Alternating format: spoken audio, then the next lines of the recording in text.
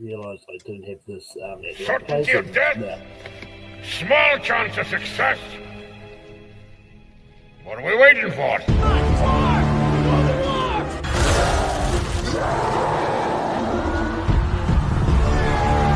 Fellas, I feel this is my lucky day. Brilliant.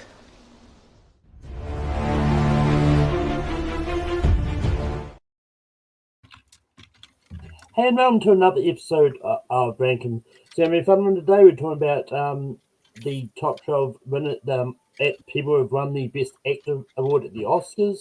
And I've got a great panel here. Over here, we've got Ross. Ross, how's it going?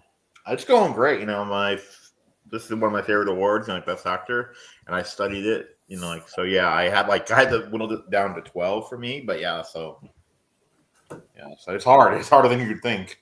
Yeah, so. But also here we've got Jonathan Caro. Jonathan, how's it going?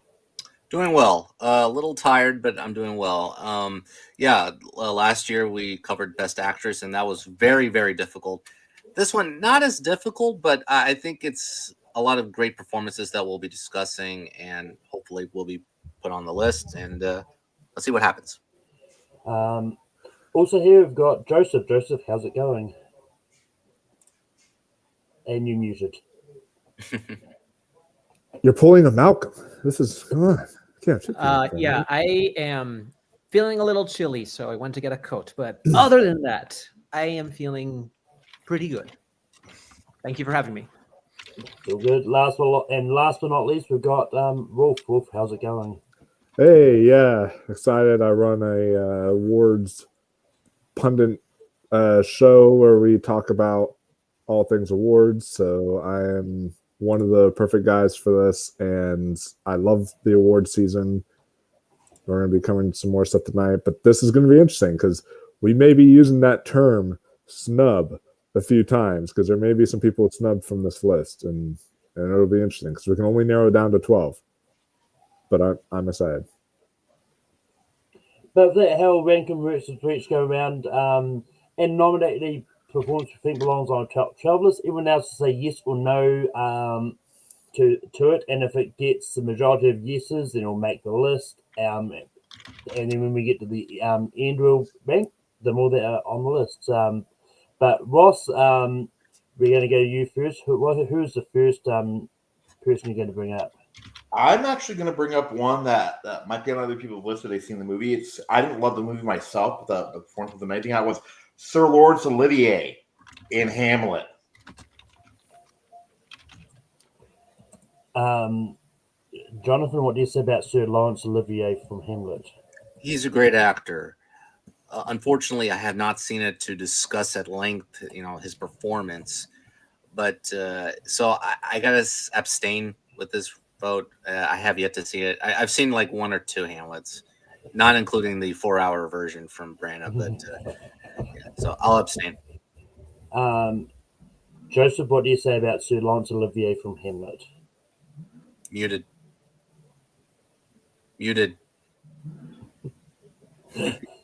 Keep forgetting. I have seen this one. It's been a while, but I do remember thinking Laurence Olivier is perfect as Hamlet. That said, I have ideas of who I definitely want to include, and then a couple of actors who I'm like in the maybe range, and Laurence Olivier is in that maybe range. So I'm just trying to make a judgment call. It's early. You know what? I'll say yes. I'll throw out a yes. He is great in that movie. You would think I would have seen it because I studied Shakespeare in high school. I did a lot of Shakespeare plays in high school, but Hamlet was one of the ones we just didn't really do in high school. We did like Macbeth and, Romeo and Juliet and a few of the other ones. But Hamlet just went past us. And I think it's this one I haven't seen, but if I would have seen it, then maybe I could comment on it. But I really have to abstain because I've not seen the performance. Sorry, Ross. I really want to see it, and I'm sure I will love it once I do see it, and that maybe I'll revisit this and say he was worthy of being on here. But yeah, unfortunately, I'm same as everyone else. I just haven't seen this version of Hamlet, and I love Shakespeare adaptations. I'll get around to this eventually, but yeah, unfortunately, Certain Alliance of Lads is not going to make this list. Jonathan, who's the first performance you're going to bring out? Well, let's get this performance out of the way. It's iconic. Marlon Brando, Vito Corleone in The Godfather.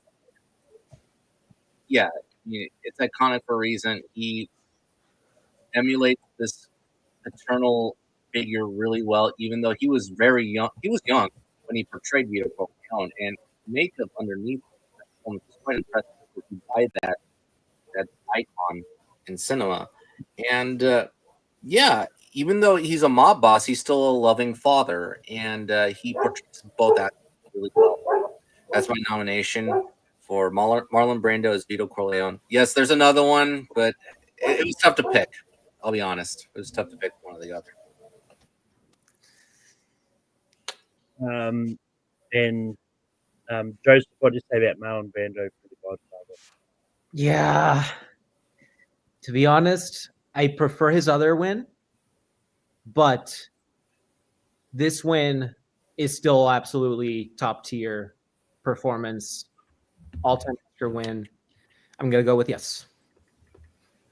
Wolf, what do you say? I want to about go for Terry Malloy. I do want to say he merits and either of those. So I'll go with yes. Sorry. Wolf, what do you say about Marlon Brando for The Godfather? Yeah, I think it would be very dumb and we would be yelled at massively in the comments if we did a best Oscar-winning actors and didn't have Marlon Brando on this list. I think he's just too good to be able to do that. I will say I've always argued that I actually don't find him the lead of the movie because once he dies, it's like you do like the whole story focuses on Michael Corleone, and then into The Godfather Part 2, it focuses on him. So I feel like it's really Michael's story. So I have said for a while I think it was kind of category fraud to have him win in lead actor, but because he still won, he is classified a lead actor win. So I would still say yes. Yeah, I love The Godfather, and yeah, Marlon Brando's definitely good in it, and yeah, so it's an easy yes for me. Ross, what do you say about Marlon Brando for The Godfather? Oh yes. Even though I can see Wolf's argument, but yeah, yes, of course, yeah. He's amazing. And then yeah, there's no question. I'm sure Daniel would have been yelling at us if he didn't make the list. But Joseph, we go to you next. What is your first nomination you're going to bring out? So I don't have a hat with me, and I don't quite have my mustache grown out yet. So I'll just do my best impression. I drink your milkshake. Damn close. Daniel Day-Lewis as Daniel Plainview in There Will Be Blood is my favorite performance to ever win an Oscar. I think he is incredible, not just in that big, grandiose way, but also in the smaller, subtler moments where he reveals more of his character and sinister type of guy that he is. So, Daniel Day-Lewis, There Will Be Blood. Wolf, what do you say about Daniel Day-Lewis for There Will Be Blood? Yeah, I'm going to take it a step further.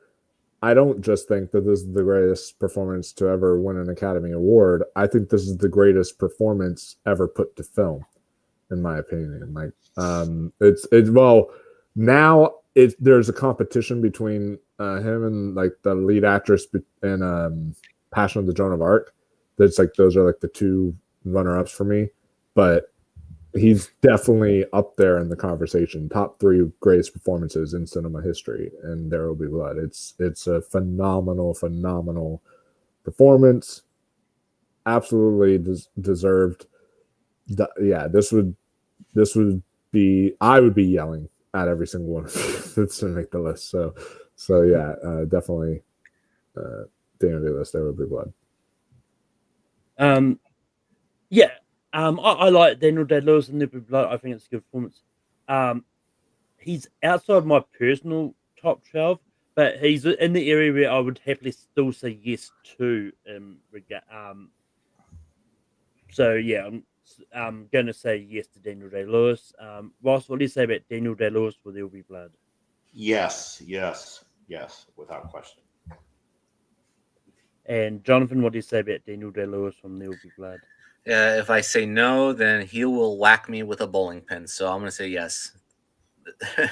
No, he's definitely one of my 4 locks for a nomination list. So yeah. But Wolf, we go to you. What is your first nomination? All right. I tested the group that we're going to get the elephant out of the room. So we might as well do it now. This early in, might as well do it. Yes, is this human being a shitty person? Yes. And I will even acknowledge it, but he was one hell of an actor. He delivered amazing performances. So I have to throw out Kevin Spacey in American Beauty. That is just, to me, an all-timer performance. The way he plays, the nuances in that are exceptional. And I feel like it almost kind of, in a way, knowing what he did and knowing that he's a little bit of a scumbag, like actually kind of helps make his performance feel even more kind of disturbing when you get the gist of it and like what it's supposed to be like. And it's really, really exceptional role, I feel. So, and you know, a lot of people are saying like, oh, it should have been Tom Hanks in The Green Mile, or it should have been this and that year. But honestly, like, go see all those performances. He was the best in that category that year. He nope. In my opinion, I think. But nope. But yeah, Kevin Spacey for American Beauty. Yeah, it's one of those ones like when Wolf said that in the chat. I just wonder if I'm sure about this because this would have also been my first one I was going to bring up. No. I do think Kevin Spacey is great in American Beauty. And yeah, and it's just one of those ones like when you look at it now, it's like it adds more layers to it, everything else. And yeah, so it's gonna be yes for me. Ross, what do you say about Kevin Spacey for American Beauty? I gotta say no, only because in my opinion he didn't even give the best performance that year. Richard Farnsworth in The Straight Story would like to have a word with you. So yeah, you know. Oh shit! Yeah, I forgot. I forgot that. So I'm gonna say no. Yeah. Jonathan, what do you say about Kevin Spacey for American Beauty? I actually agree with Ross, but there was one other performance ahead of him, in my opinion, that was better. It was my personal pick of the best movie of 1999. It was The Insider. I think Russell Crowe should have won. Russell Crowe is phenomenal in this, in that movie. However, Spacey is third, I would say, out of the 5 for me. To be fair, I haven't seen Sean Penn and Sweet Low Down, but Denzel is also great in it as well. So that was a great list. It was a great year. So yeah, Spacey's fantastic in the movie. Personally, I have him way low in my honorable mentions, and yeah, I don't think it's his performance is valid to make the list, in my opinion. So I'm gonna go a slight no on this one, but yeah, putting the controversies outside, he does give a great performance in American Beauty. So, but no. Joseph, what do you say about Kevin Spacey from American Beauty? I hate this position so much. Okay, so it's interesting to me. This movie, American Beauty, to me, has both scenes that I love and also scenes that feel like a product of its time. And while I understand the love for it, there's also things about it that I don't quite latch on to as a whole in the movie. Now, that said, most of the scenes that I love in American Beauty often involve Kevin Spacey. And as much as I do love Russell Crowe in The Insider, oh man, we're still early. I feel like I do have to say yes because, like Wolf mentioned, the things that he's able to do in that movie with the story that requires him to act in is incredible. I still watch regularly the scene where he blackmails his boss, the dinner scene, That was a good scene. Yeah. and a couple of other scenes that I'm blanking off the top of my head. But yeah, I'm gonna see what happens. So I'll say yes for now. It's over. Yeah. Yeah, I know. Making the list. making the list. Oh boy. Yeah. Let's move on to Malcolm. And it's funny because normally it's Jonathan that ends up in those tie-break situations. I mean, and hey, even if all the rest are like amazing, it'll be very true to the sentiment of the Oscars, right? Where they always have like 4 great performances in that one that you're like, really? You know, like usually. But like I said, that year Wait, was are a you very calling this stacked one year. a what? That was a stacked year, though. Yeah. No, I mean, I'm not calling it that way, but I'm just saying, like, some people might look at the list and think Kevin Spacey in American Beauty is that way, but I think he's phenomenal. So, yeah. But anyway, it's on to me, and those that know me know I've every chance I get when it's talking about the Oscars, I bring up this movie, and almost no one has seen it. But I'm bringing up Paul Schofield from A Man for All Seasons. So A Man for All Seasons is a movie that I kind of connected with when I was actually in the play on stage doing this, and so that's when I first and I just loved it so much. It's just been one that I've been gone to rewatch a lot, and I think Paul Schofield as Sir Thomas More, I think, is a really great performance. I think he's one of those ones that does a lot in this, and he does a really good job of sort of portraying this this character who goes against the church, and then I think it's just a great performance and a great movie. But Ross, what do you say about Paul Schofield for A Man for All Seasons? He's in my honorable mention, so I'm going to say no, but it was a good performance. You know, he was actually very good. Jonathan, what do you say about Paul Schofield from A Man for All Seasons? Yeah, to be fair, he does deliver a good performance. Yes. I think there was one other one in that year that really stood out for me, and that was Richard Burton and Who's Afraid of Virginia Woolf. I think he was phenomenal. I thought he was next level. Yeah, I thought Schofield was definitely better than Kane and Alfie, but I'm gonna go no. I think it's a good performance. I don't think it's like one of the top 12. Joseph, what do you say about Paul Schofield from Man for All Seasons? It's been a while since I saw this movie. I do remember liking him. I feel like the script is the stronger aspect about that movie. I respect his performance, absolutely. And I also wouldn't have minded either if Richard Burton had won that year. Okay. So I am gonna say it's not quite high enough for me to put it in the yes. So I'm gonna have to say no. Sorry.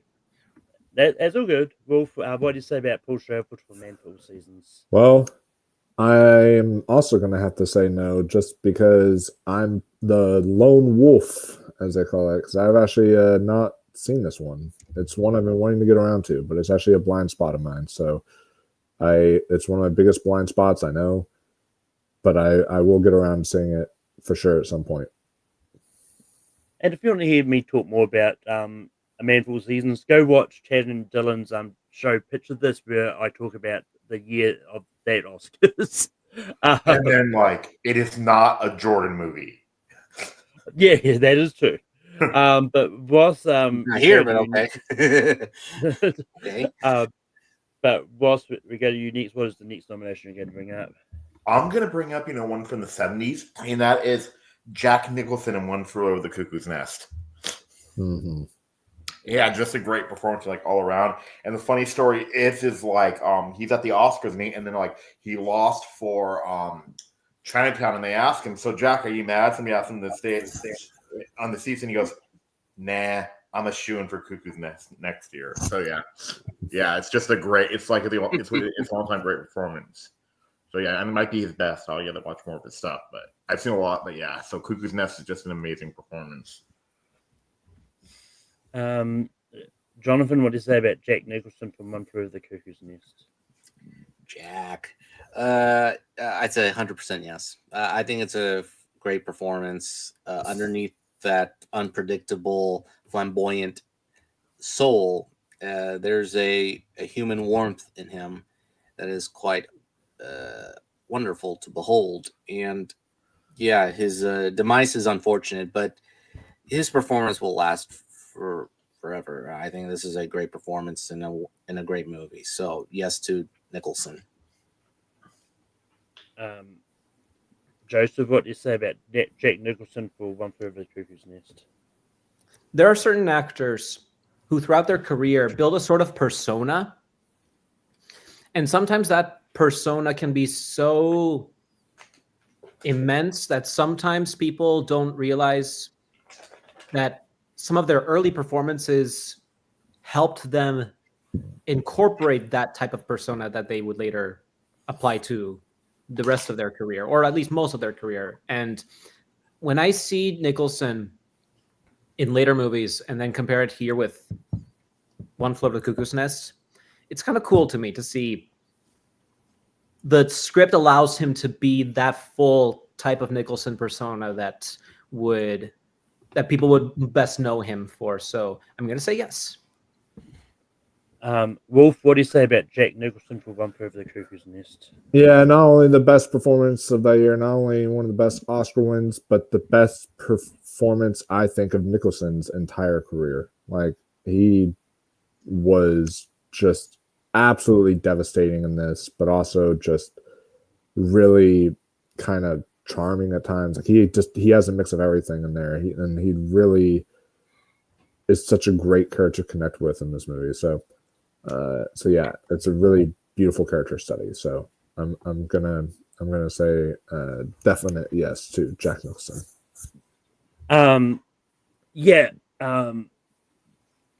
I think Jack Nicholson is great in One Flew Over the Cuckoo's Nest. He's quite a little bit lower down on my personal list, but it's still in the area I'm still happy to say yes to it because I think he's still good in the movie. And yeah, so it's going to be yes for me as well. So Jack Nicholson is going to make the list. Jonathan, we go to you next for your next nomination. Oh, all right. Sorry about that. All right. It comes down to me. Yes, I could talk about this performance and nominate this performance. So, all right. You open the movie with intermezzo from Cavalleria Rusticana. You see that gorgeous shot of haze, and you see the ring, and you see this figure just in his robe, just, shadow boxing. And Robert De Niro, Raging Bull. He's my nomination. And holy crap. It is one of the best performances I've ever seen. And not just through his physical transformation. I think it's just through his psychological transformation as well, because he attempts to change, but in the end, he doesn't really change. I mean, he's still a wounded, raging bull in a way. So it kind of discovers it's not his nickname, but it describes his human nature outside the ring. And it's brutal to see, but it's wonderful to conceive. So Raging Bull, Robert De Niro from Raging Bull gets my vote. Jake LaMotta. Joseph, what do you say about Robert De Niro from Raging Bull? This is another great performance that I think has amazing, grandiose type of intense outbursting scenes, but also some quiet scenes that really makes that character fully fleshed out. Seeing seeing Robert De Niro in Taxi Driver and then seeing Jake LaMotta is just incredible. Not just because of the type of movies that they are in, but also because of those types of smaller moments, like seeing the paranoia that builds between him and Joey, his brother, played by Joe Pesci, and then his wife, played by Kathy Moriarty. But also, that prison scene is maybe my favorite scene that Scorsese has ever done. So, and De Niro's in it, so it's a yes for me. Wolf, what do you say about Robert De Niro from Raging Bull? To me, yeah, this is a definite yes. Like, it would be crazy not to put in Robert De Niro. This is probably one of, if not his best performance that he's ever given. I think that he's such a fascinating character to watch because, yeah, you don't like him, but you also understand him. And it's one of those ones that you really still find a way to connect with his character, even through all the problems that he faces. And yeah, it's just an exceptional movie. So definitely a yes for Robert De Niro. Yeah, but unfortunately, I've seen various clips of his performance. I haven't seen Raging Bull before, so I one of these days I'll eventually get around to it. You gotta. It's on my list to see, but it's just hasn't really been streaming anywhere like accessible for me at the moment. But so yeah, Ross, what do you say about Robert De Niro from Raging Bull? Yes, and Jonathan, I think he does change in the end. I think that he realizes, like he's a jerk, and then he actually gets worse. So that's how he changes. But yeah, yes, this is definitely yes. It's probably the best performance of his career. So yes. That Robert De Niro from Raging Bull is still going to make the list. Joseph, we go to you next. What was your first one you're going to bring up? Next one. So prior to watching There Will Be Blood, there was another actor who had the spot as my favorite Best Actor winner, and he held it for 2 years, almost 2 years, because I saw it back in 2017, and then There Will Be Blood I saw in 2019. But that's The Silence of the Lambs is Anthony Hopkins. Now, of course, being the Oscars and the campaigning things that they do, he's technically not the lead actor. Yes, let's get out of the way. But you can't escape the presence that he has with just the 20-ish minutes that he has in that movie. So even though he's not the lead actor, he feels like one because that character of Hannibal Lecter is just so believable and so there. And it's terrifying. So that's my pick. Wolf, what do you say about Anthony Hopkins for Silence of the Lambs? It's an exceptional performance, but I'm going to say no, actually. And this is the reason why. And not just because of the, what you bring up, the supporting versus lead thing. Because like I said, I made the argument Marlon Brando is supporting and I still voted for him.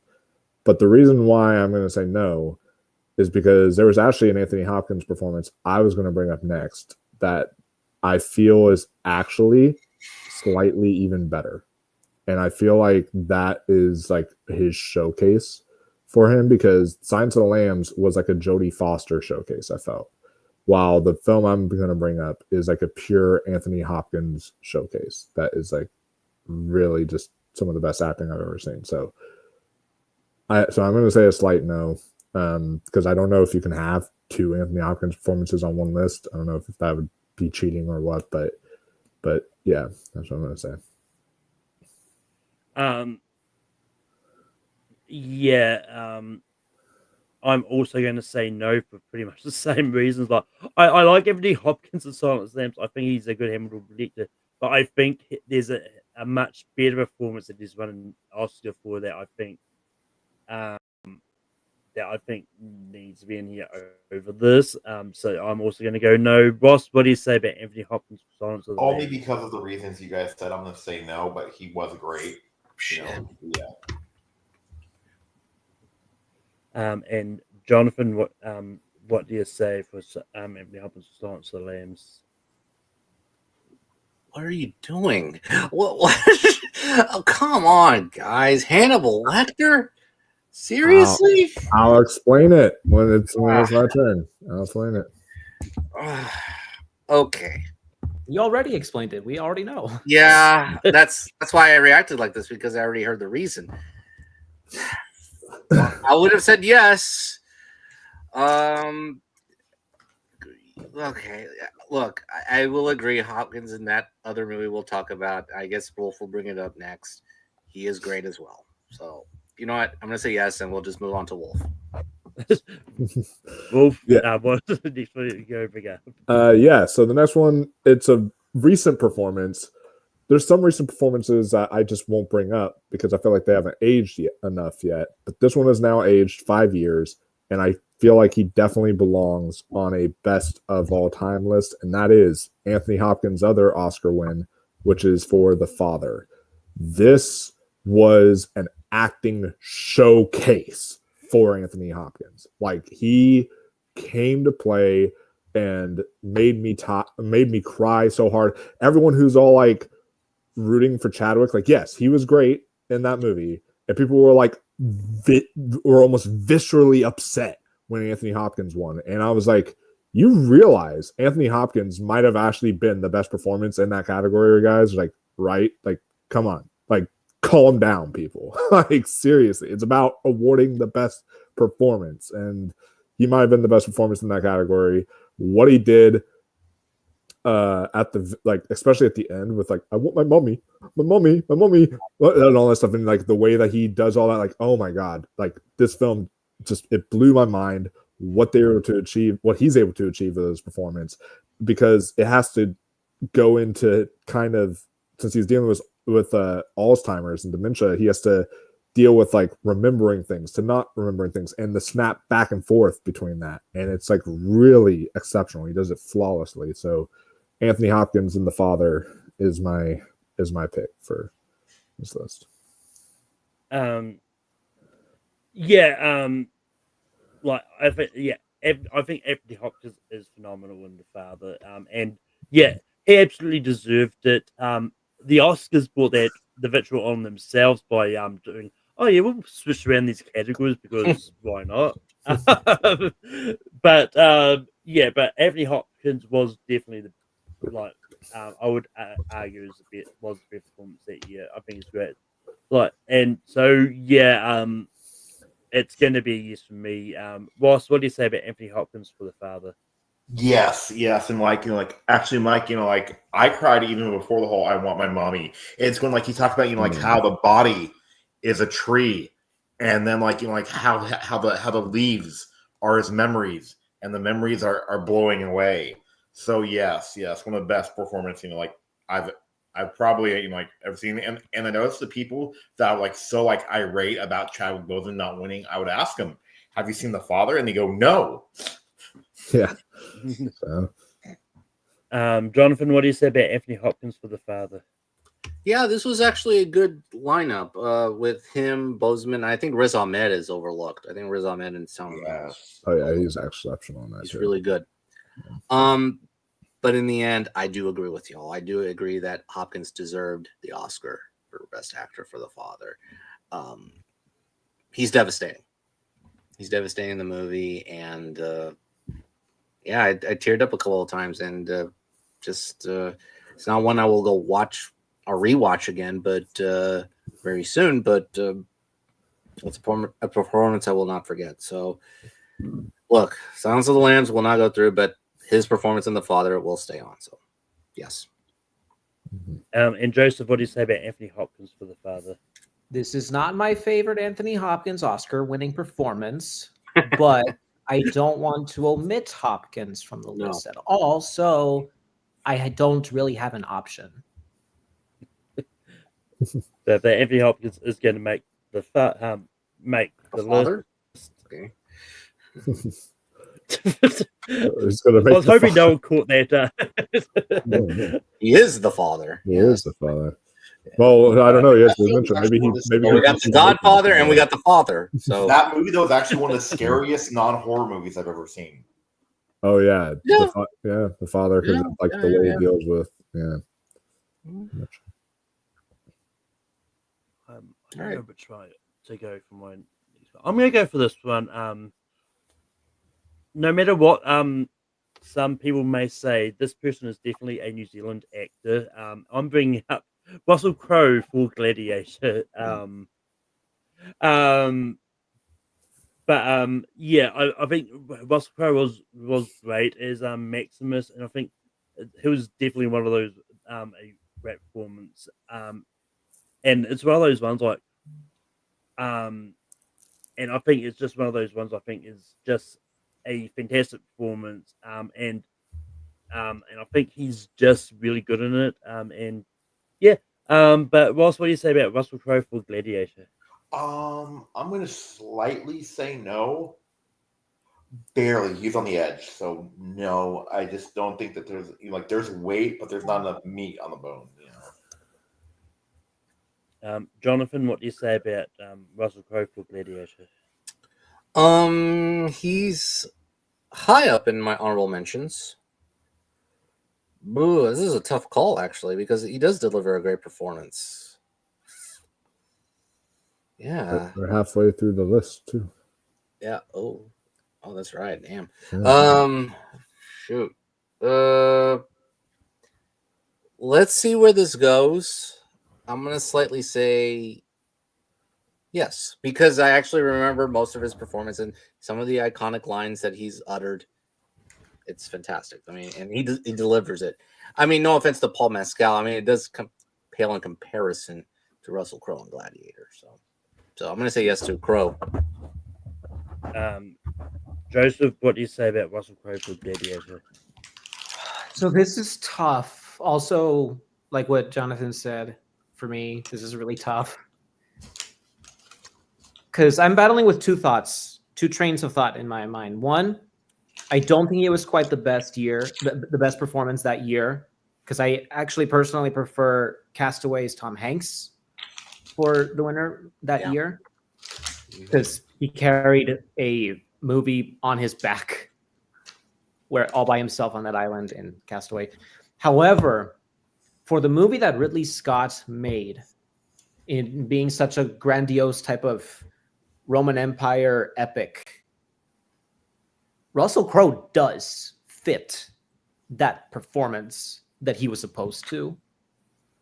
And so does Joaquin Phoenix as well, but that's another story since he didn't win. But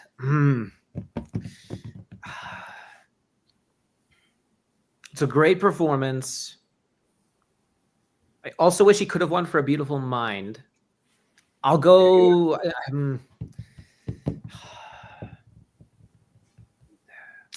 I'll go with a slight yes. Kind of with what Jonathan was saying. Slight yes. It's a close call. Wolf, Slight what do you edge. say about Russell Crowe for Gladiator? So I want to preface this by saying that Gladiator is in my top 10 movies of all time. Period.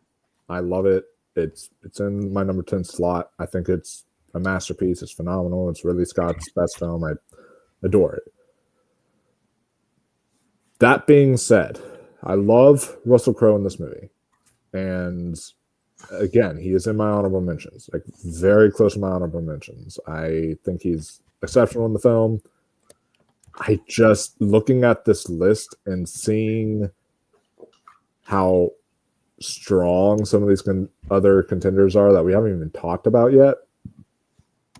There's still several performances on here that I can think of in my mind that we haven't even discussed yet that I feel are still better than Russell Crowe. I'm gonna say no to this one.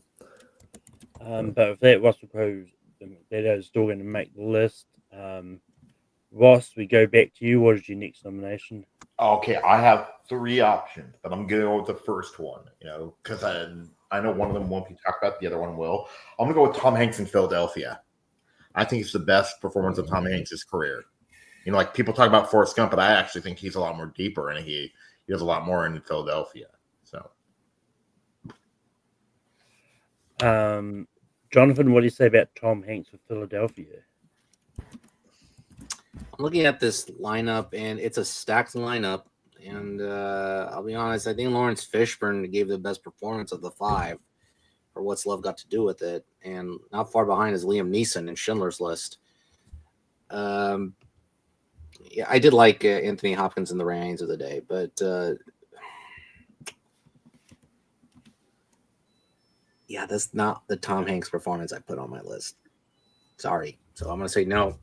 I think the other one is better. Joseph, what do you say about Tom Hanks with Philadelphia? This is one of the ones I have not seen yet, so I have to abstain. Really? Okay. And Wolf, what do you say about Tom Hanks? I'll say the only thing I'll say is that Tom Hanks has a big hill to climb, just because Liam Neeson is amazing in Schindler's List. Yeah. Mm-hmm. Wolf, what do you say about Tom Hanks with Philadelphia? I do agree that he wasn't the number one in that category that year. That it was Liam Neeson in Schindler's List that I do feel was number one. And also, the fact that Tommy Lee Jones fucking beat Ralph Fiennes, like, I'm that's unforgivable. But I know that's a discussion for another time. Like, I can't believe that happened. Anyways, when it comes to Tom Hanks in Philadelphia, so I find his performance in Forrest Gump, I know this is going to be a very unpopular opinion, I find his performance in Forrest Gump as trying too hard.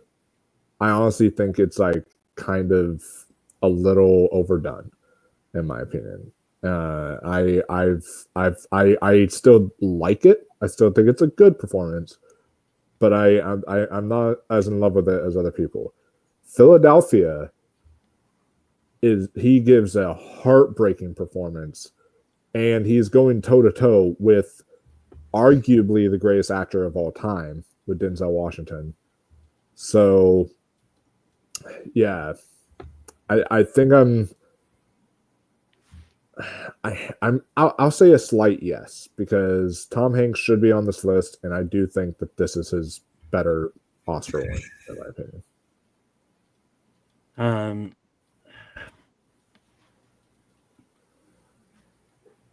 This is tough. Really, yeah. Yeah. Now I know how people feel when they're put in this position.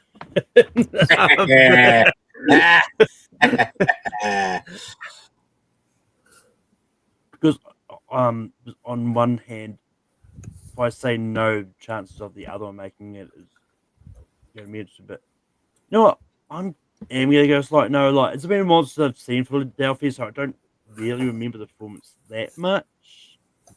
And I am in the camp of liking Forrest Gump more. So I'm going to say no. So unfortunately, Tom Hanks in Philadelphia is not going to make this list, and we move on to Jonathan. Yeah, let's just get it over with. Tom Hanks and Forrest Gump. I disagree. I don't look the thing, because it's overdone.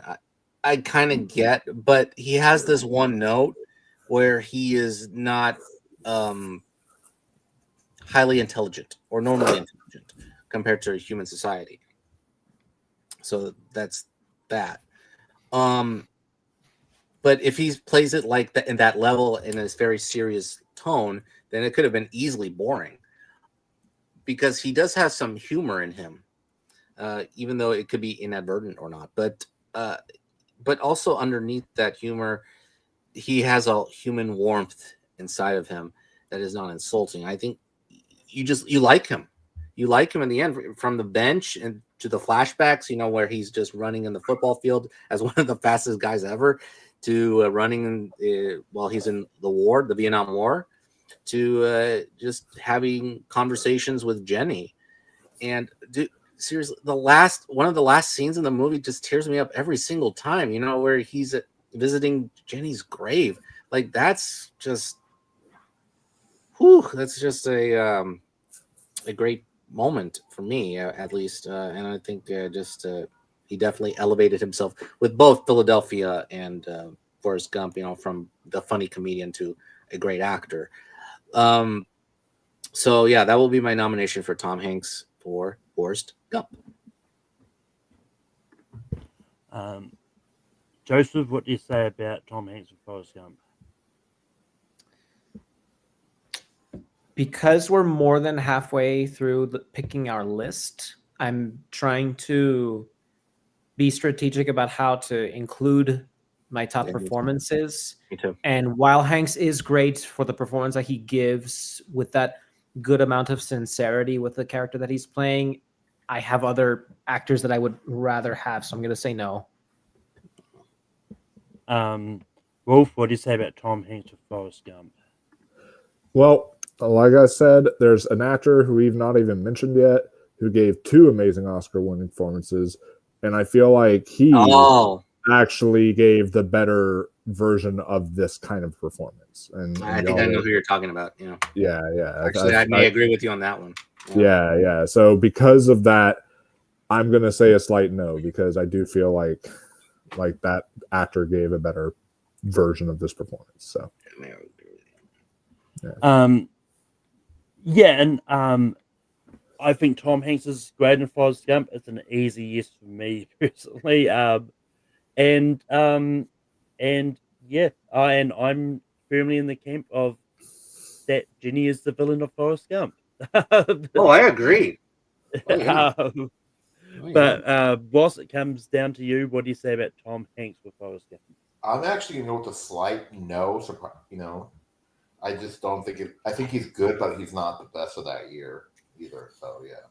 Oh, poor Tom Hanks. Joseph, we're going to go to you next. What is your next nomination? Okay, so I think based on what Wolf said, I think I can afford to bring this performance. I'm gonna take a risk and see Wolf picking that performance that he was alluding to. In the meantime, I'm going to pick. Gosh, this is hard. I'm going to see where this leads to, because in all sincerity, in all honesty, before I saw Silence of the Lambs, Marlon Brando in On the Waterfront was my favorite Best Actor winner. And I know that we brought him up already for The Godfather.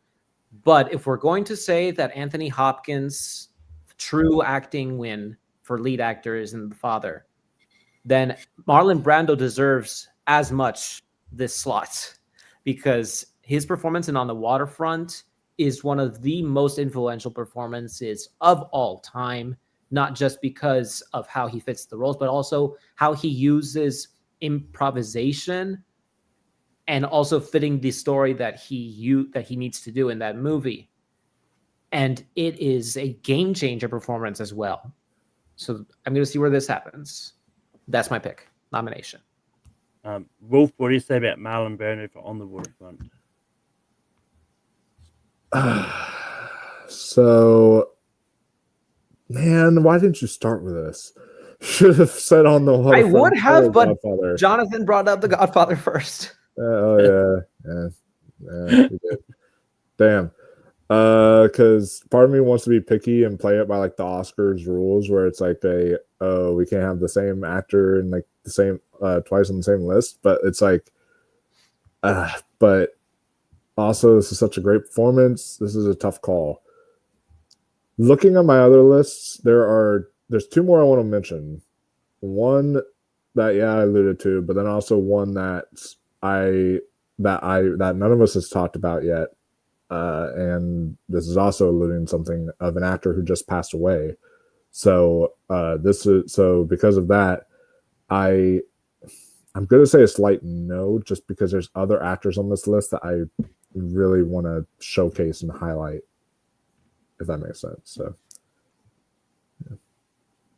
yeah, I just haven't seen On the Waterfront. So oh man, great movie. When it comes to classic movies, they don't get put onto streaming services as often as other things. So you just got to catch up at the right time. But again, it's on my list to try and find eventually.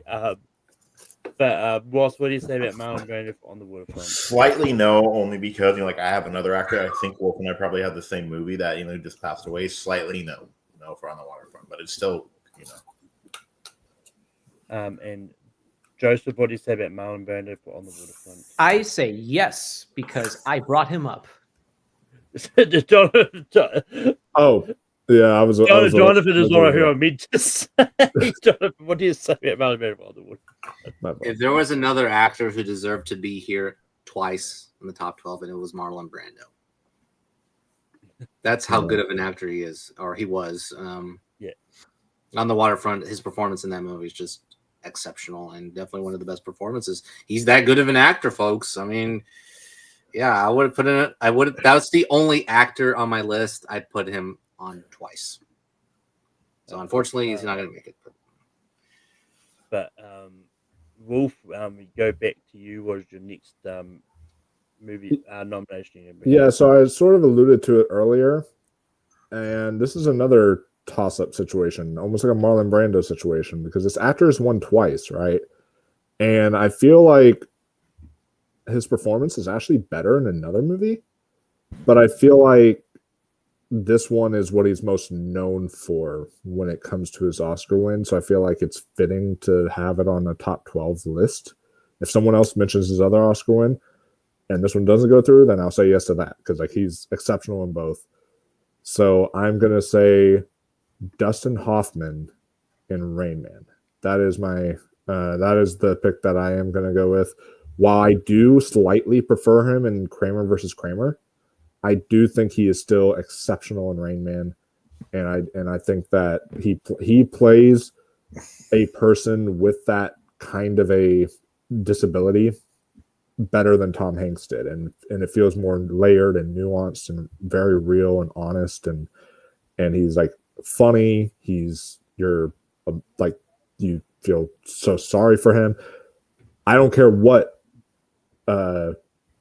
Robert Downey Jr. has to say in Tropic Thunder about this performance, okay? Because Kirk Lazarus, not Robert Downey Jr. Yeah, Kirk Lazarus. I don't care what Kirk Lazarus has to say about it, because this is an exceptional performance. So I will say yes for Dustin Hoffman. Well, you're nominating it. You already ate. Yeah, I like Dustin Hoffman and Rain Man, but I think his other performance is better, so I'm going to say no. Ross, what do you say about Dustin Hoffman and Rain Man? no. Only because if you really think about it, it's not his movie. It's Tom Cruise's. But who got nominated for Best Actor?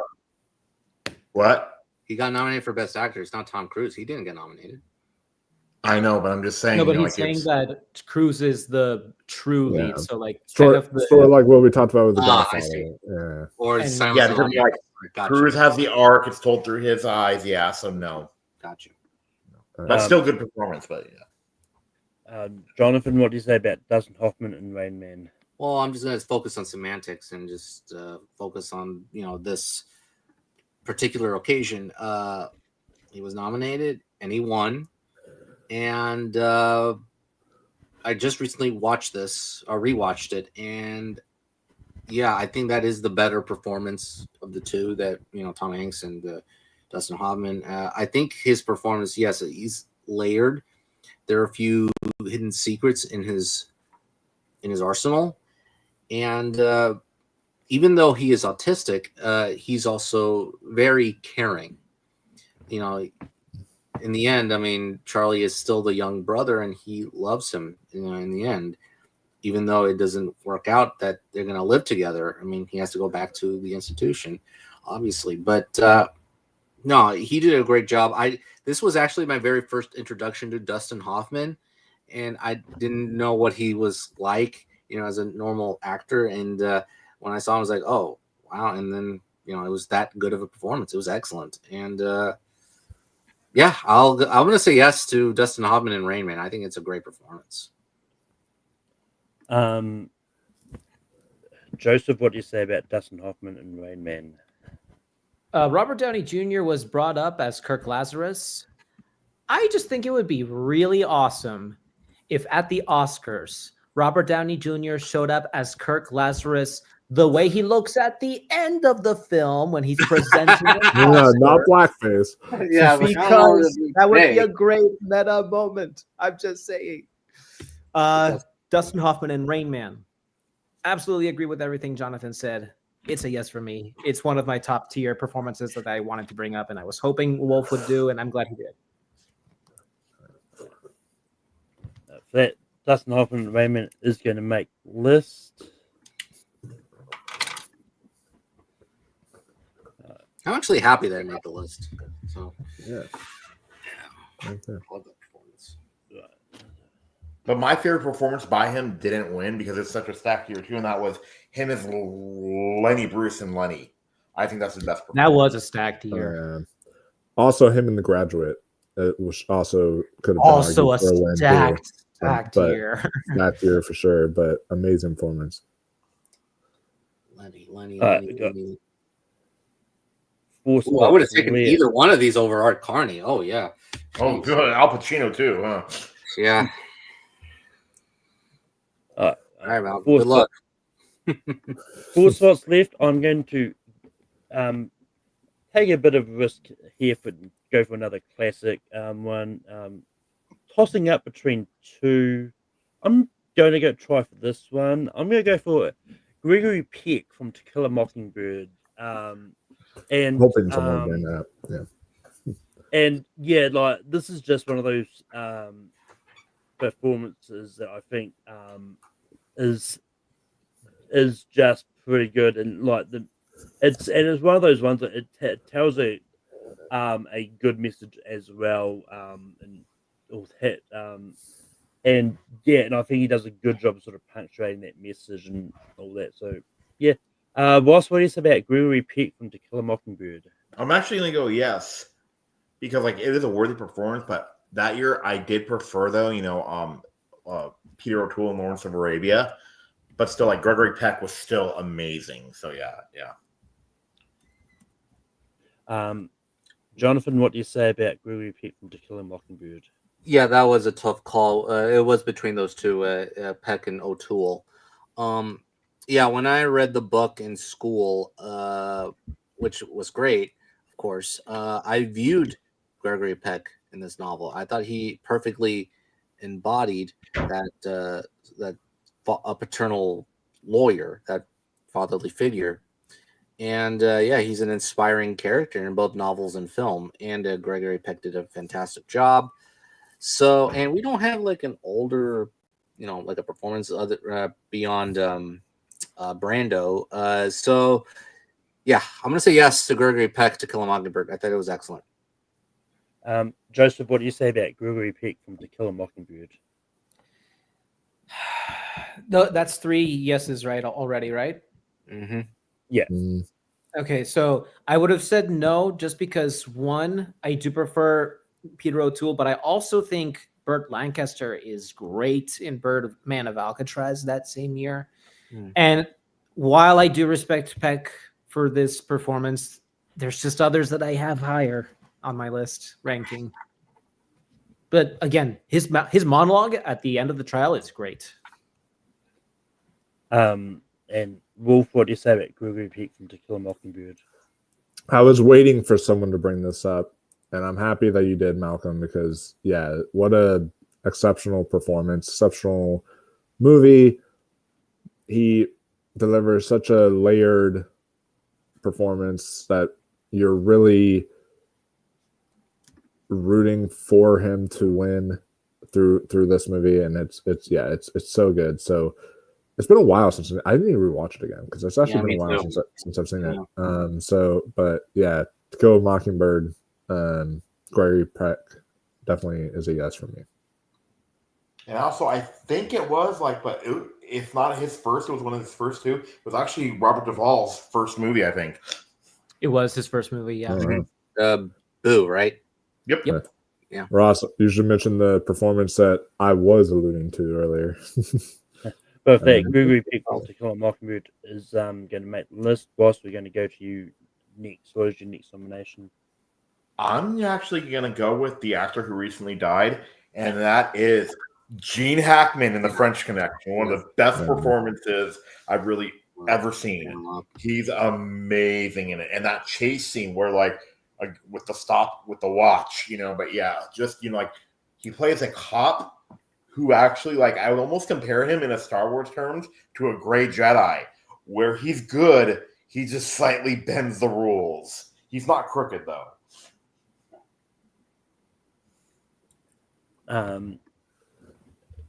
Jonathan, what do you say about Gene Hackman from The French Connection? Yeah, that was going to be my next nomination.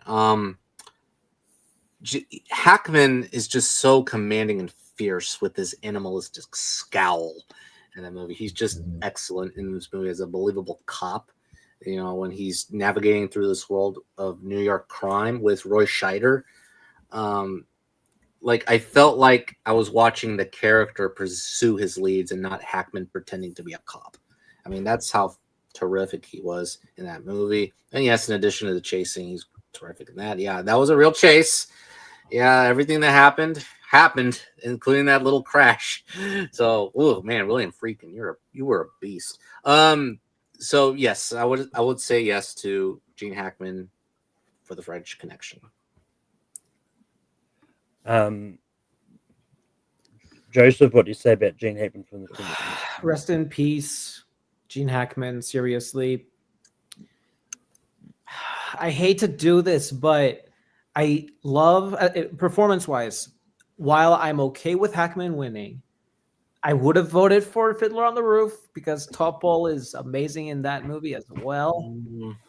And it's I gotta say no. I'm sorry because I have a few other performances that I would like to see ahead. But again, it's good, so good. Wolf, what do you say about Gene Hackman from The French Connection? Yeah, rest in peace, Gene Hackman. I've been watching a lot of his films here, including a rewatch of The French Connection. I've just been delving through his filmography, some stuff I have seen that I just love. He's one of the greatest actors to just walk the face of the earth. He's so good. And both of his Oscar wins are exceptional and some of the best performances ever put to screen. So this is a definite yes for me. I feel like he plays a great crooked cop, but one you're also rooting for and one that you really like as well. Like he's so good and nuanced in this and yeah, the layers between each scowl that he does make, sort of like what Jonathan was alluding to, was like really excellent here. So yeah, I'm gonna definitely say yes for Gene Hackman and The French Connection. We've got and for me, while I'm not that big on The French Connection myself, I do think Gene Hackman does give a great performance in it. I would have given a slight yes. It's going to make the list anyway. Regardless of what I say, but so I don't much more to say about that. We've got 2 spots left. Jonathan, go back to you for your next nomination. Shit. Oh boy, I'm running out of time. Okay, so this is a passionate pick for me. So this is my wild card pick. Let's see where this one goes. This movie is one of my favorite movies of all time, and he plays both a middle-aged character and also an older character, and he does beautifully. He gives a beautiful performance as both ages of this character, and I'm talking about F. Murray Abraham as Salieri and Amadeus. That's my passion pick, and the more I watch it, the more I get away from Tom Hulce as Amadeus, who was nominated as co-lead, best actor, and then the more I focus on F. Murray Abraham as Salieri, and you just feel kind of sorry for this guy, and just in both bitter, both sad and angry at the same time, because first you see him as a jealous composer, just honing in as like, what did he do to not deserve all this glory that Mozart got? This young kid, this creature, according to Salieri. But then the more the movie progresses, the more he thinks that he's a genius, especially during that dictation scene, and which is one of the best scenes I've ever seen in a movie. And let's see where this goes. F. Murray Abraham is Salieri in Amadeus. What did Murray Abraham do to you? What do you want to F him? No, he's saying like F him, like, hey, I love him so much, I want to F him. That's what he's saying. Yeah. That's his name. Okay, that's his name. Joseph, what do you say about F. Murray Abraham for Amadeus? His name is, I'm looking it up real quickly because I want to say. That's a good question, actually. I don't know. Okay, apparently it doesn't stand for anything from what I'm seeing here, so I don't know why he put it F. Murray Abraham. But anyway, that's yes. Murray Abraham. That's it. Yeah, Murray Abraham.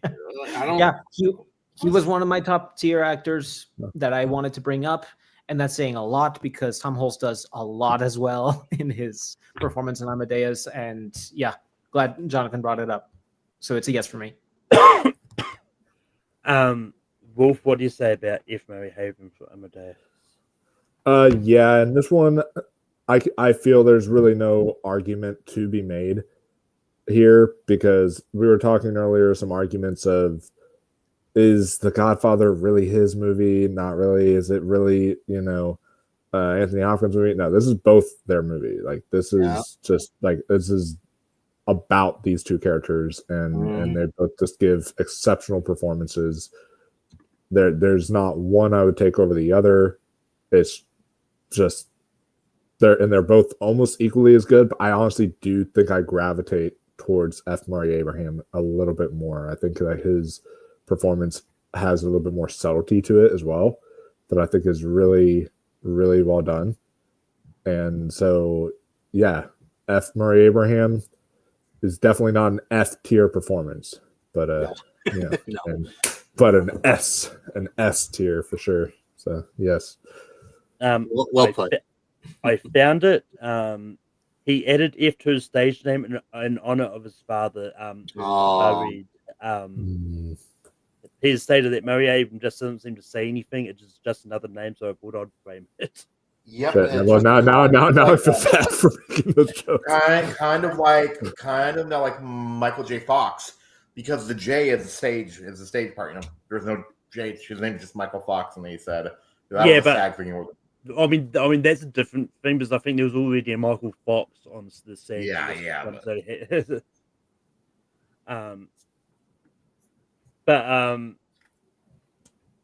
I mean, to be fair, like anytime anyone mentions F. Murray Abraham, F. Scott Steele, or stuff like that, they're going to bring up that same joke no matter what. I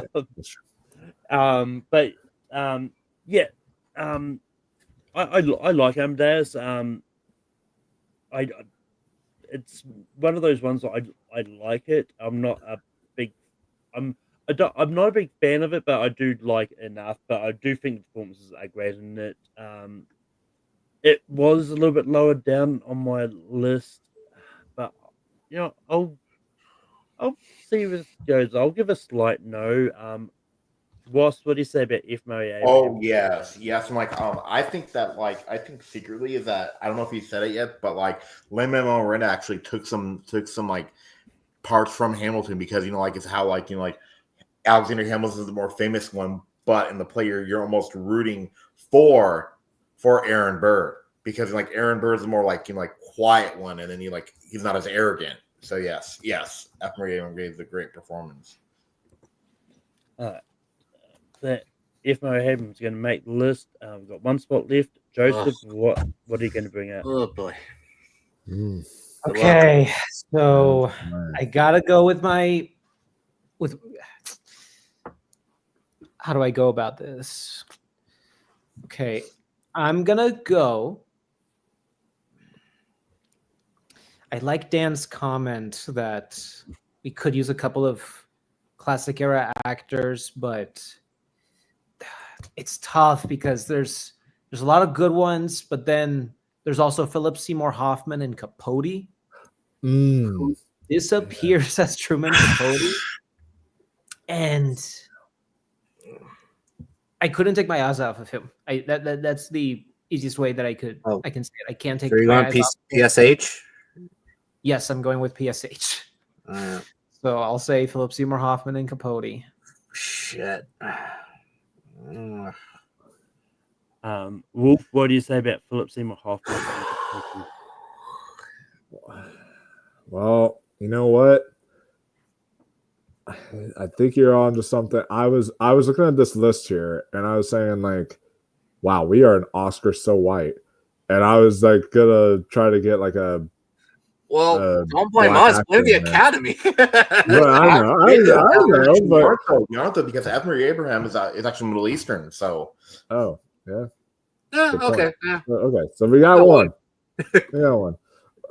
So I guess I can make my feeling of saying yes a little better because yeah, like because the thing is yeah, Philip Seymour Hoffman is you're speaking my language with him because he's great, an amazing actor, and he's actually in my top 5 favorite actors of all time. Like I think he's an exceptional actor, and I just every single piece of work he does, I think, is just completely flawless. And yeah, that year, I think he absolutely deserved the Oscar. I don't think there was really anyone better. I think he disappeared into that role, like you said. There's certain performances. I know we mentioned Daniel Day-Lewis earlier, but there are performances like that where they will like become who they're supposed to represent, like how Daniel Day-Lewis became Abraham Lincoln. Then there's some that you can't really say that for, like Gary Oldman, Darkest Hour. Good, but kind of one for the wrong performance. This one, it's also in the same vein of he completely became that character and just disappeared in it. And yeah, you really just feel for him so much in here. So yeah, what a phenomenal performance. So I'll say yes to Philip Seymour Hoffman. Yeah, so I've had Capote on hold at my library since they were doing the 2006 ladder series on Tournament Fights. It hasn't become available yet. I haven't seen Capote. It's just not on the streaming service either, so I haven't seen it. Ross, what do you say about Philip Seymour Hoffman in this position? Slightly yes, only because my last pick is too divisive. So yeah, yes. Oh, that's good. We have it. And Jonathan, what do you say about Philip Seymour Hoffman? I would have gone a strategic no because I would have reached for a classic performance next.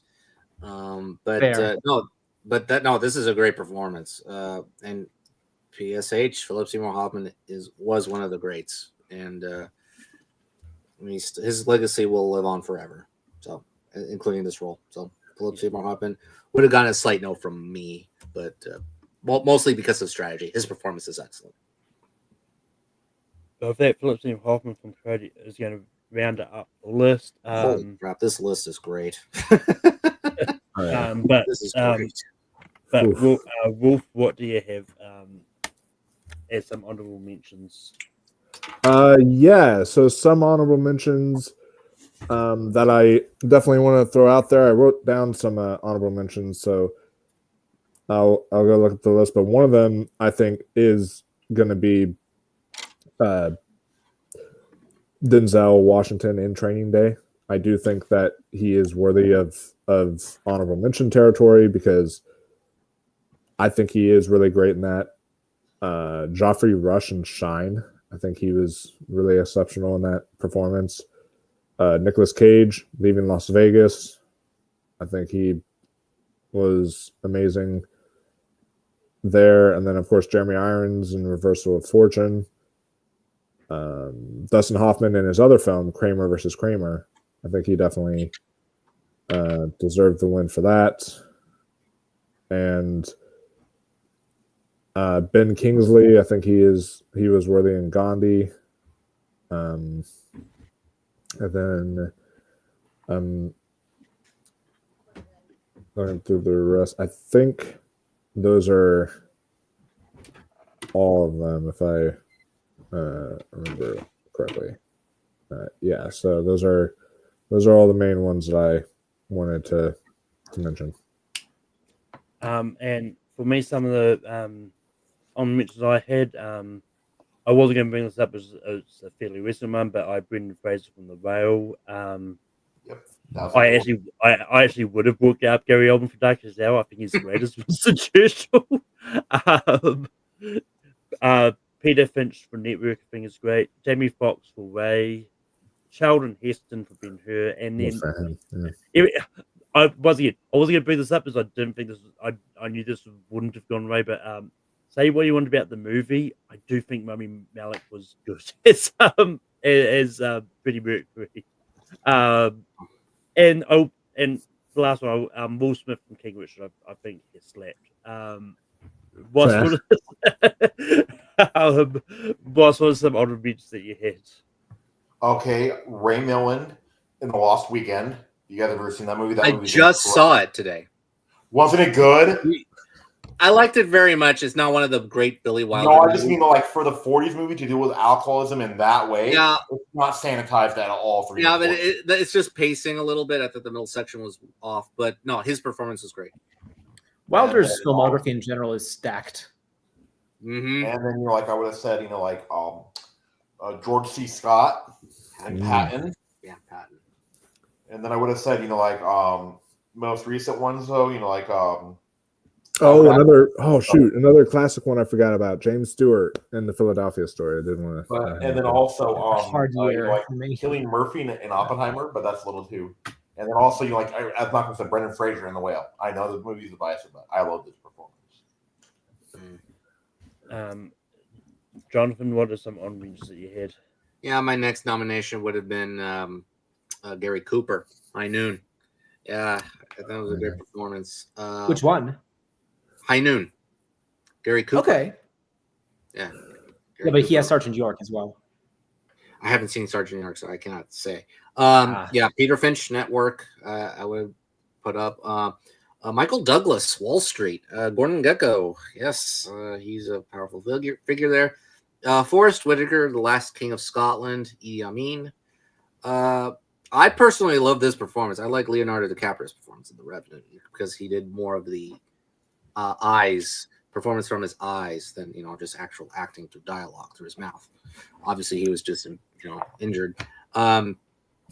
Casey Affleck, Manchester by the Sea, devastating performance. And Cillian Murphy, Oppenheimer. I thought about it, but I wanted to ruminate a little bit. I think it'll be one of the great performances. It's kind of the same with Amadeus, if you think about it. And the one last one, I forgot to put Denzel, by the way. Good call. And the one other performance is Sean Penn in Mystic River. Yes. Yeah. Yes. And that scene with the police when they are swarming him and he's screaming and he's trying to push all the police away. Mm-hmm. Oh yeah, Nicolas Cage, Leon Las Vegas. Yeah. Oh yeah. Good call. And Joseph, what are some honorables that you would have thrown out? So I have a bunch of classic era actors that I do really like, and if they were brought up for before we got to the end of our list, I may have said yes to them because they're very strong maybes, within honorable mentions lists within that last few type of list ranking for me. A couple of them are Charles Lawton for The Private Life of Henry VIII, Clark Gable for It Happened One Night, Spencer Tracy for Boys Town, James Cagney for Yankee Doodle Dandy, and I don't even love that movie that much, but his performance elevates that movie. People brought up Ray Milland, that's great. I also really like Ernest Borgnine in Marty and Broderick Crawford in All the King's Men. And I know this. I considered this one for variety, but I was afraid that it would be too divisive. But I love Yul Brynner's performance in The King and I. I also really love Alec Guinness in The Bridge on the River Kwai, and for some of the more recent Oscar winners, Colin Firth, I think, was one of the factors that elevates The King's Speech to a very strong level. And Peter Finch, despite being category fraud again, steals Network incredibly so. And also Cillian Murphy's awesome in Oppenheimer. So that it's time to. I'm sorry. Real one thing. I almost brought this up because I wanted to bring him up, or F. Murray Abraham. And when Jonathan brought up F. Murray Abraham, I didn't bring in. It would have been my next nominee had we gone there. Ben Kingsley in Gandhi. So great. And also another actor of not Middle Eastern, but Indian descent. But that it's time to rank this list. And how we do it is we write on a whiteboard what performance we want at 12, 11, and so on and so forth. And then whatever has the most mentions will get that spot. Moss, what do you have for number 12? Okay, number 12, I actually have Kevin Spacey in American Beauty. Jonathan, what do you have for 12? I have Kevin Spacey as well. Joseph. Kevin Spacey as well, despite me voting for him. And Wolf, what do you have? I don't know if he's there. His camera's off. So, but for me, I went Dustin Hoffman. But it's going to be Kevin Spacey, no matter what Wolf will say. Anyway,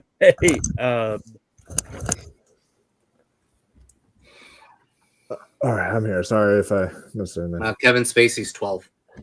Oh shit. Okay. Yeah. Number. Who would you have said for 12, Wolf? I had Russell Crowe.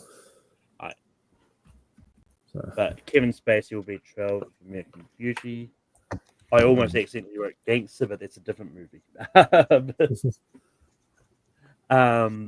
But Jonathan, what do you have for 11? Yeah, this is a tough one. A tough list. Yeah, I went with Russell Crowe. Joseph. Great number 11, Russell Crowe. Yeah. Wolf. Yeah, not knocking the movie or the performance at all, but Russell Crowe. Dustin Hoffman. Ross. Russell Crowe. But Russell Crowe will be at 11.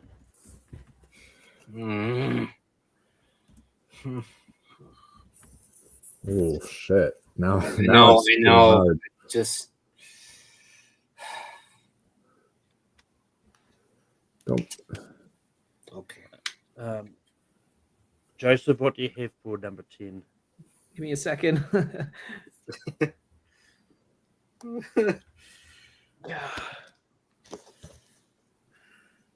Oh shit! You're up, Joseph. All right. This is tough, but Gregory Peck. Wolf. Oh, hold on.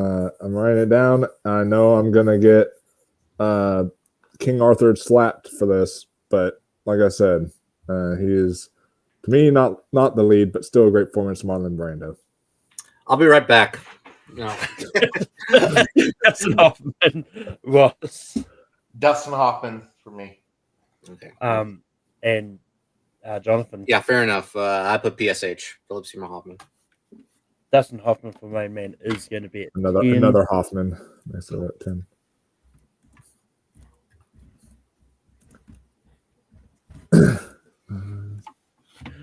It would be crazy if it was revealed the whole time that Jonathan and Wolf would live together. So, I don't know. That would have been funny. Actually, I could have been out I would have come from that door right behind Wolf. That would have been hilarious. Oh, yeah. The whole time really you've done these, you've been on separate tables. Right there. Hey, come here, Wolf. I thought about doing that, didn't we, Mike? Remember? For whenever we did when you came down here? Yeah, that's true. That would have been. But yeah, Anyway, Wolf, who do you have for 9? For a night. Oh God, I'm first. Yep. Oh, Yep. God. You know what? Why not? Why not? Yeah, I'll say Gregory Peck. I didn't have time to write it down, but yeah.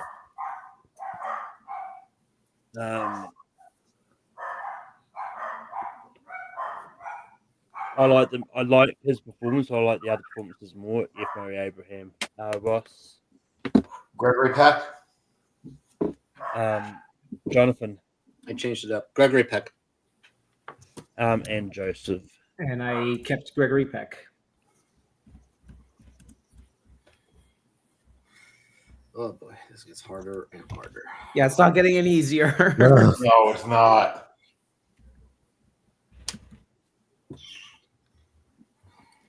You know what? Oh man, I gotta drink my whole jug of water right now just to.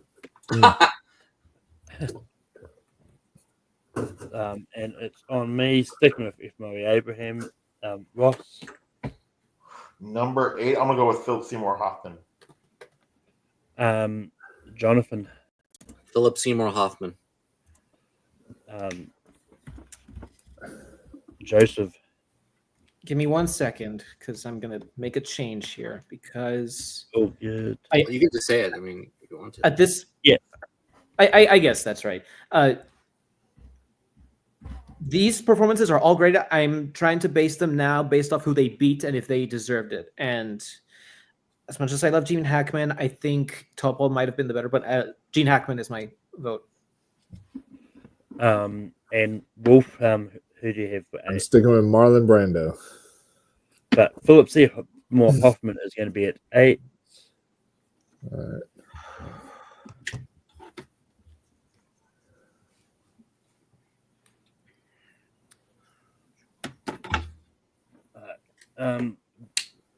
Ross, who do you have for 7?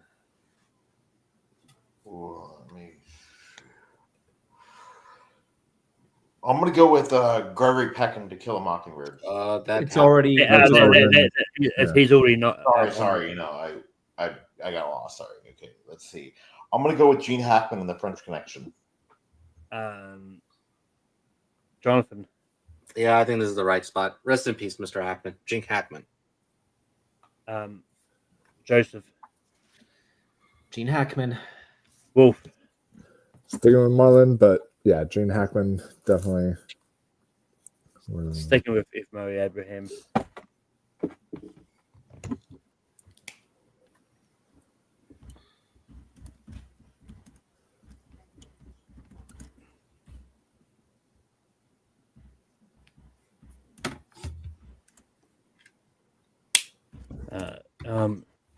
Jonathan, who do you have at 6? Yeah, it's a toss up between 2. I'm gonna go with Anthony Hopkins.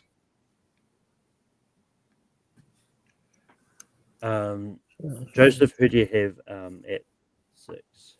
Should have been the cannibal, but I put Anthony Hopkins. Wolf. Just because I'm gonna get nowhere by doing a Marlon Brando thing, I changed it up, and I'm gonna say F. Murray Abraham. F. Murray Abraham. Ross. Anthony Hopkins. Okay. Strong number 6. Mm-hmm. What do we got left? We got Brando, Daniel Day-Lewis, Nicholson, De Niro, and F. Murray Abraham, right? That's it? Yeah. Yeah. All right. Not any easier. Yeah. Actually, this one got easier. This one got easier for me. But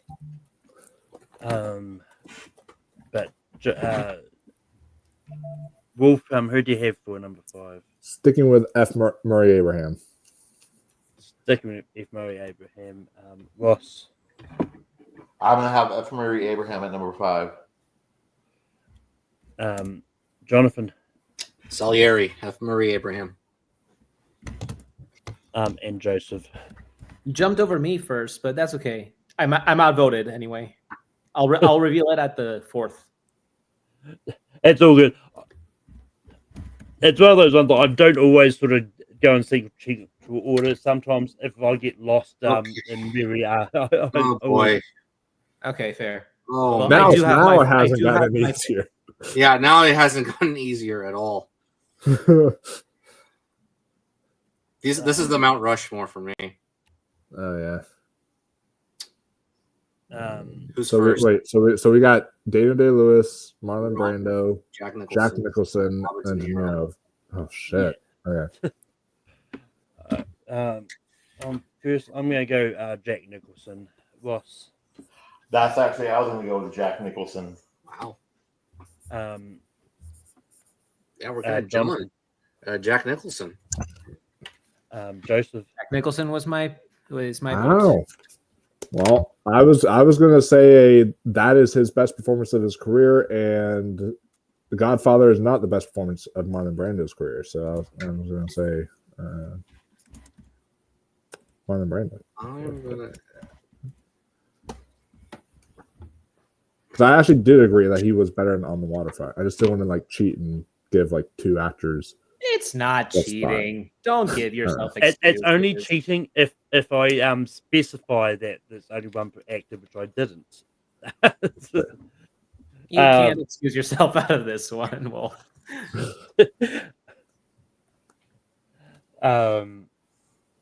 But Ross, what do you have at 3?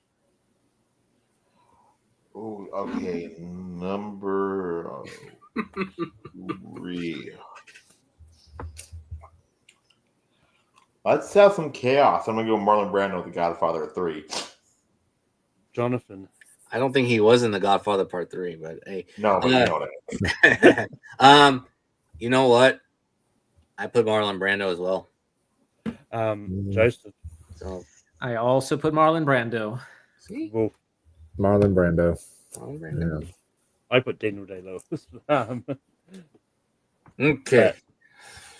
But now we vote for the number 1 as opposed to number 2. The other one just becomes it by default anyway. I don't care. I don't say it's 1, 1, 2. This is 1A, 1B. Yeah, pretty much. Oof. Malcolm, can I start this time, please? Yeah, because Joseph. I already mentioned this, but this is my number 1. So Daniel Day-Lewis. Wolf. I put in big letters his initials DDL. Ironically, just because I've seen it, Daniel Day-Lewis was. Daniel Day-Lewis. Whoa, you've never seen Raging Bull? No. Yeah, I mentioned I've seen. For whatever reason, I blanked. I blanked when you mentioned that. Now it's just come to me, and I'm like, whoa. Shit. It's not the first time I've mentioned it too. I've said it on other things before. Jonathan, what do you have? Yeah, it's not a sweep. I put Robert De Niro, but hey, Daniel Day-Lewis, worthy number 1. Oh yeah. Yeah, those are, for me are the top 2 best acting performances I've ever seen. Mm-hmm. Sure. No, I'm in complete agreement. I would not have been upset at either one getting the number 1 spot for sure. Nope. Mm-mm. But Michael, I do think that that girl from the one you mentioned from The Passion of Joan of Arc is my number 2 favorite female performance of all time. Number 1 is still Meryl Streep and Sophie's Choice. Oh, okay. But with that is the end of this list of ranking. The top 12 Oscar Best Actor winners. At number 12, we've got Kevin Spacey. At 11, we've got Russell Crowe from Gladiator. At 10, we've got Dustin Hoffman from Rain Man. At 9, we've got Gregory Peck from To Kill a Mockingbird. At 8, we've got Philip Seymour Hoffman from Capote.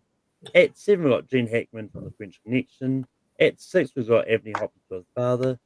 At 5, we've got F. Murray Abraham from Amadeus. At 4, we've got Jack Nicholson from Run Through the Cuckoo's Nest. At 3, we've got Marlon Brando from The Godfather. At 2, we've got Raging Bull, Robert De Niro from Raging Bull. And number 1 was Daniel Day-Lewis from There Will Be Blood. But that is ranking for this week. Next week we'll be talking about the top 12 Robert Pattinson movies that won the poll. So that's going to be an interesting list. But Ross, we can be on you online. Find me on my socials and my letterboxd at RossBR, and then also too like in about 2 hours or so, Wolf, Jonathan, and I are going to be on doing our Oscar predictions. So this has been a fun award season on Mega Movies Eve. Jonathan, we can be on you online. Actually, in less than 2 hours, I'll be on their show. Yeah, we're approaching an hour to go. Yeah. Yep. Yeah, I'll be on their show tonight. We'll discuss their predictions, and it's gonna be crazy. And then also you can find me on social media platforms on Twitter, Instagram, Letterboxd, Threads, and Blue Sky. Different variations of Squeak Arrow. And you can catch me on Movie Hero Network on Tuesday. We'll be starting up another mystery tournament of action movies, so that'll be a lot of fun. So yeah, that's it. And have fun tomorrow night, Oscars. Joseph, we can be on you online. I am on Letterboxd at Joseph020. I am also in Multiplex Entertainment, TBNT Inc., and rest in peace, Full Metal Trivia. Thank you, Malcolm, for all your work that you did in Full Metal Trivia when it was shrinking and keeping it alive until recently. So thank you for all you did. I was in a few of those last videos, and that's it. Wolf, we can be on you online. Yeah, you can find me again, in less than 2 hours doing our final good as gold Oscar winning predictions. No more after this. This is like it, guys. We are here. We're at the final countdown. And let's just say it's going to be a wild show. Talking about yelling and screaming. There's probably going to be some yelling and screaming and like all this other stuff tonight because there are some wild surprises in my picks. And I know in Tristan's picks, and I know in some of Ross's picks. So it's going to be really fun to explore that. So come join us in less than 2 hours on Mega Movies.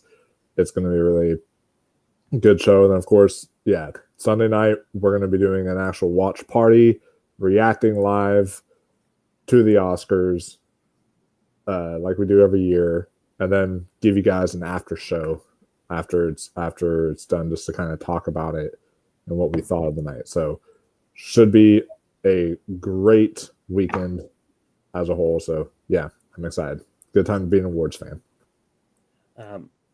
In less than 2 hours, you can find me working at KFC.